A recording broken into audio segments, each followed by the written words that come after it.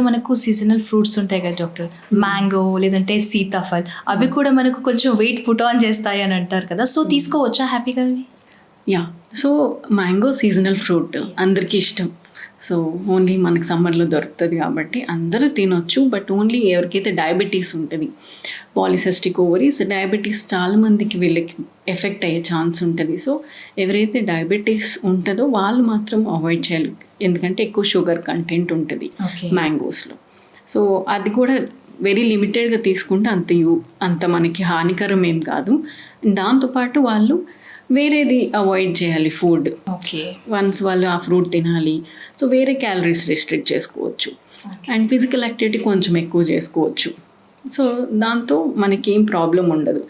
But mango అందరికీ ఇష్టం కాబట్టి తినవచ్చు. ఓకే డాక్టర్, జనరల్గా అబార్ట్ అవుతుంది రకరకాల రీజన్స్ తోటి. సో అబార్షన్ అయిన తర్వాత IUIకి వెళ్ళొచ్చా, ఆ ట్రీట్మెంట్కి వెళ్ళొచ్చా నెక్స్ట్ టైం? అబార్షన్ అనేది అంటే చాలా రకాల రీజన్స్ ఉంటాయి. ఈవెన్ న్యాచురల్ ప్రెగ్నెన్సీస్ కొంతమందికి తెలియకుండానే అబార్షన్ అవుతుంది, వాళ్ళ ప్రెగ్నెన్సీ అని కూడా తెలియదు. వన్స్ బ్లీడింగ్ ఎక్కువ అవుతుంది అని టెస్ట్ చేసినప్పుడు వాళ్ళకి యాక్చువల్గా ప్రెగ్నెన్సీ వచ్చింది అనేది డయాగ్నోస్ అవుతారు చాలామంది. సో అబార్షన్స్కి రీజన్స్ ఏముంటాయి? మోస్ట్లీ ఫస్ట్ 3 monthsలో అబార్షన్ అవుతే మోస్ట్లీ జెనెటిక్ రీజన్స్ ఉంటాయి. బేబీ లోపల ఏదైనా జెనెటిక్ ప్రాబ్లమ్స్ ఉంటే అది దానివల్ల మనకి బై నేచర్ యూట్రస్ మనకి బేబీ పెరగడానికి ఒప్పుకోదన్నమాట. చాలా ప్రాబ్లం ఉంది బేబీ జెనెటిక్ అంటే అబార్షన్ అవుతుంది న్యాచురల్గా. సో అబార్షన్ ఒకసారి అవుతే అంత వరీ అవనవసరం లేదు. సో ఆ మంత్లో ఒకవేళ ఎగ్లో ప్రాబ్లం ఉన్నా, స్పర్మ్లో ప్రాబ్లం ఉన్నా అట్లా అబార్షన్ అయి ఉండొచ్చు. So 1 abortion no need to worry, ఎక్స్టెన్సివ్గా టెస్టింగ్ అవసరం ఉండదు. బట్ రికరెంట్ అబార్షన్స్ అంటే మోర్ దెన్ ట్వైస్ అట్లానే అవుతుంది అబార్షన్ అంటే మాత్రం కంపల్సరీ సమ్ ప్రాబ్లం ఏదో ఉంది.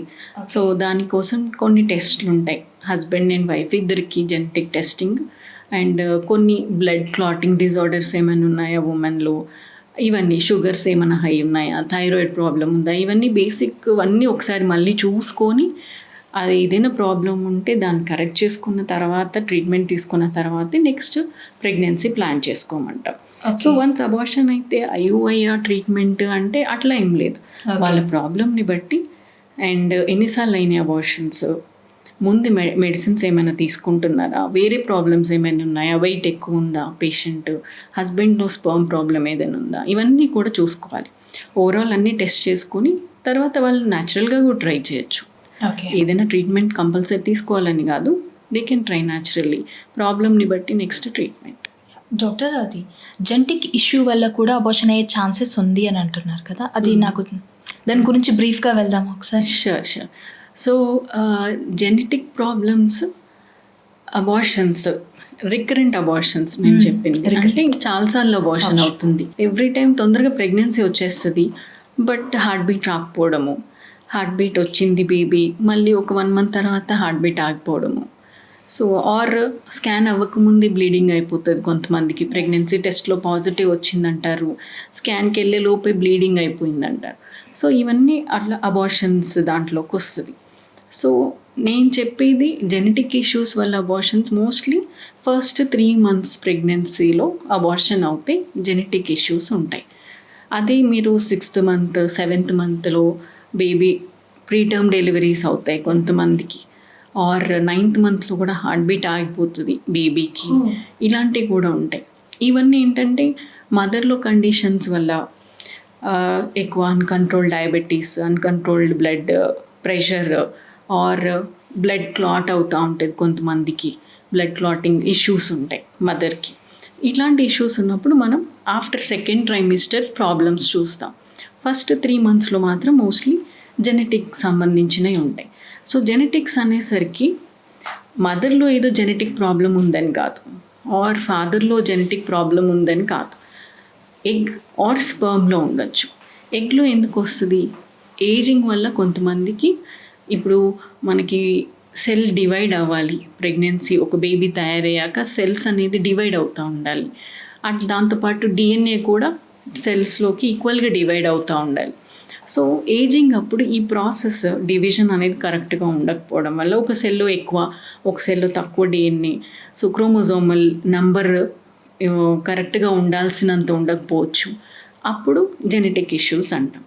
సో ఇది మనకి మెయిన్గా ఫీమేల్ ఏజ్ మెయిన్ ఇంపార్టెంట్. ఎక్కువ 35, 37 కంటే ఎక్కువ కనుక ఉంటే ఫీమేల్ ఏజ్ ఈ క్రోమోజోమల్ ప్రాబ్లమ్స్ బేబీలో వచ్చే ఛాన్సెస్ చాలా ఎక్కువ. సో అందువల్ల మేము ఏం చేస్తామంటే ఎవరికైతే చాలా ఎక్కువ ఉంది ఏజ్ వాళ్ళకి బేబీ తయారు చేసినప్పుడు IVFలో జెనెటిక్ టెస్ట్ కూడా చేసుకునే ఆప్షన్ ఉంటుంది. ఓకే. టు అవాయిడ్ ఈ ప్రాబ్లమ్స్, ఓకే. అబార్షన్స్ అవాయిడ్ చేయడానికి, బేబీలో జెనెటిక్ ప్రాబ్లమ్స్ అవాయిడ్ చేయడానికి మేము ఎప్పుడైతే బేబీని తయారు చేస్తామో IVFలో వీళ్ళకి ఈ బేబీలోంచి చిన్న సెల్స్ తీసి ముందుగానే మనం టెస్ట్ చేయొచ్చు. ఓకే. ఈ బేబీ నార్మల్గా ఉందా, ఏదైనా ప్రాబ్లం ఉందా, క్రోమోజోమల్ ప్రాబ్లమ్స్ టెస్ట్ చేసి ఏదైతే నార్మల్ వస్తుందో ఆ బేబీని ట్రాన్స్ఫర్ చేస్తాం. ఇది అందరికీ అవసరం లేదు, ఓన్లీ ఎవరికైతే ఫ్రీక్వెంట్ అబార్షన్స్ ఉన్నాయో, ఏజ్ చాలా ఎక్కువ ఉందో, ఆర్ ఫ్యామిలీలో కొంతమందికి జెనెటిక్ ప్రాబ్లమ్స్ ఉంటాయి ఆల్రెడీ డయాగ్నోస్డ్, సో అట్లాంటి వాళ్ళకి ఇది అవసరం. ఓకే.